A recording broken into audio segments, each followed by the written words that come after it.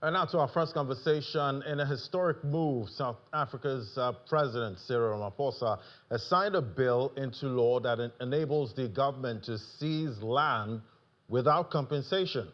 This controversial step aims to address the lingering legacy of apartheid, where vast portions of the nation's farmland remain under the control of the white minority, despite the end of apartheid over 30 years ago. Well, joining us to unpack this is Dr. Sikelelo Breakfast. He's a political analyst in South Africa. Great to have you on the show. Thank you very much for having me. So tell me, what is this new law on land expropriation without compensation? What does it aim to address, and why is it seen as a significant step in South Africa's post-apartheid transformation? So South Africa has a history of land disposition, which is informed by the Land Act of 1913 and the Group Areas Act of 1950. So the land was taken away in the past from the majority. And the issue of land disposition has to do also with inequality, because if you have land and you have property from time to time that incurs interest and it benefits the owner, and the majority of people who are owning land and who are owning property are people of a particular race, and the majority of people who are landless are also people of another race, and that increases the disparity along racial lines. So the Constitution of South Africa, which was adopted in 1996, acknowledges the historical injustices and seeks to redress. So that is the background to the act. So what it says is that Section 25, that the government has a right to expropriate land under two conditions: for public use and also for public purpose. But that has to be in line with the market value of the land that is taken away.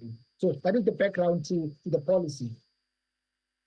If the government is trying to take that land to make money with it, is that not allowed? Sorry, can you repeat that? I said if the government is trying to take the land for commercial purposes, is that allowed under this law? Yes, yes, yes. It is, but the problem is the past has been the fact that the people who have benefited from the land disposition tend to be reluctant in terms of giving away the land. And that tends to be the problem. But also the people who benefit from the land that is taken away from the people who illegally benefited from it, they tend to be ill-equipped in terms of utilizing the land that they're given. So maybe there needs to be a follow-up in terms of capacitating the people who will be benefiting from the land that is given to them. All right, so looking at it from the arguments at this point, what are the key arguments for and against this law, particularly within the coalition government, and how might this division impact the law's future implementation? Yeah, so the policy might be taken on a review, because not all the coalition partners, they speak the same language, largely because the coalition arrangement is drawn across the political spectrum. For instance, you have a party like the DA that believes in a marketization, that private property should be the order of the day. And then you have the ANC that believes in mixed economy, that development must be driven by the state. But I don't think that this policy will make the coalition arrangement to fall apart, given the fact that there are also other political parties who are more radical than those in the coalition arrangement, who would like to join forces with the ANC. So there is a lot that is at stake. There is also another forum that is meant to ventilate disagreements, which is the conflict management dispute forum for political parties which are unhappy about certain policies. I think they will explore that avenue as opposed to walking out of the GNU. All right, so, given the challenges to the law by some, government members, what legal or political hurdles could the bill face, moving forward?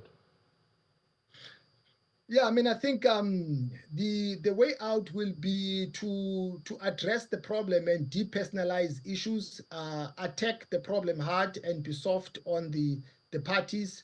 I think this is an issue that can not be left unexplored, given the fact that it is tied to the economy of the country, and it's a historical injustice, even though it is a source of conflict if it is not addressed properly. I'm sure you are well aware about the conflict that is underway between Israel and Palestine because of the land question. So the issue of land is a very emotive issue, which requires a good conflict management mechanism, but it's something that cannot be ignored in order for the country to go forward.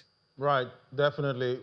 People don't play with lands in any country, with what we've seen, happen so far. So tell me, how do you think, foreign investors, are seeing all of this as playing out with this new land law? Yeah, I mean, we had Donald Trump actually in his first term posing a threat to the administration of Ramaphosa that he was going to pull the plug in terms of investment if the country doesn't address this issue in a way that is fair and square to the white section of the population in particular, because you must remember there is a section of the population that went to see Donald Trump, AfriForum, and ventilated its discontentment to him. So there are people who are unhappy about the way things are in terms of the land reform or the land question. But I think government also has been traveling throughout the length and the breadth of the world, trying to cool off investors, that everything will be done within the context of the constitution of the country. Yeah, so much to look out for with that issue. We know right now President Donald Trump is armed with a tariff whip. At this point, Colombia felt that impact earlier today. So we'll keep watching to see how this plays out. But thank you so much. It was great having your Thank you perspective. very much. That was Dr. Sikelelo Breakfast, as a political analyst in South Africa. Thank you so much. Thank you very much. All right, we'll take a break now. When we come back, we're going to head straight to the trading floor right there at Customs Street, and we'll have John McQuarrie giving us details on what's playing out. That's in a moment. Just stay with us.